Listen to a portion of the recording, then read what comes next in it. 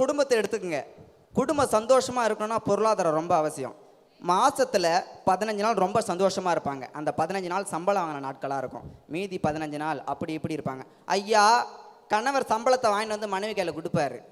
மனைவி சம்பளத்தை வாங்கி வச்சுக்கிட்டு, மாமா உடனே கரைஞ்சிடுவார் நம்ம ஆள். எனக்கு ஒரு புடவை வாங்கித்தாங்க. உடனே நம்ம ஆள் கேட்பாரு, 1 போதுமா 2 வேணுமாம்மா? அதுக்கு அந்த அம்மா சொல்லுவாங்க, அப்படின்னா 3 வாங்கித்தாங்க மாமா. சரிம்மா, நாளைக்கு வாங்கி தரேன். இப்போ மாமாவுக்கு ரொம்பமா பசிக்குது, நான் சாப்பிட்றேன்னு தோசையில் கையை வைப்பார். உடனே அந்த அம்மா சொல்லுவாங்க, மாமா அதை சாப்பிடாதீங்க இருங்கன்னு. உடனே இவர் கேட்பார், ஏமான்னு. அந்த தோசை சுட்டு 10 நிமிஷம் ஆயிடுச்சு, சூடு ஆறிட்டு நான் சூடாக ஊற்றி கொண்டு வரேன்ட்டு போவாங்க. ஐயா, இது சம்பளம் வாங்கின 15 நாளுக்குள்ளே நடக்கிற விஷயம். அடுத்த 15 நாள் நடக்கிறத பாருங்க. கணவர் வேலையை விட்டு வருவார். வீட்டு உள்ள வந்த உடனே மனைவி கேட்பாங்க, ஏங்க எனக்கு ஒரு ஹேண்ட்பேக் வாங்கி கொடுங்கன்னு. உடனே ஒரு ரேஸ் ஆகி சொல்லுவார் பாருங்க, என்னம்மா எப்போ பாரு அதை வாங்கி கொடு இதை வாங்கி கொடு, பணம் நான் மரத்துலேயே காய்க்குது, அதை தான் சம்பாதிக்கிறதுக்கு எவ்வளோ கஷ்டப்படுறேன் அப்படின்னு சொல்லுவார். அப்படின்னு சொன்னோடனே இந்த அம்மா கேட்ட உடனே சாப்பாடு கொண்டு வந்து வைப்பாங்க. இவர் சாப்பிட்லான்னு தோசையில் கையை வைப்பார். தோசை ஜில்லுன்னு இருக்கும். என்னம்மா தோசையில் சூடே இல்லை?